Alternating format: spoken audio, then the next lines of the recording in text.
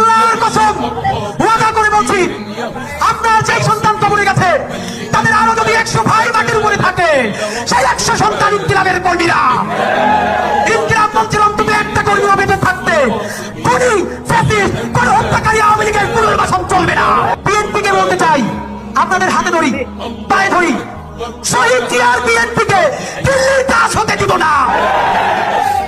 জামাত ইসলামের ভাইদেরকে মনে করিয়ে দেই, সাইদি সাহেবের রায়ের পরে 2 শতাধিক মানুষকে 2 দিনে পাখির মতো গুলি করে হত্যা করা হয়েছে। জামাত ইসলামী স্পষ্ট মনে রাখেন, সাইদি নিজামীদের জামাতকে ভারতের দাবিদার হতে দিব না।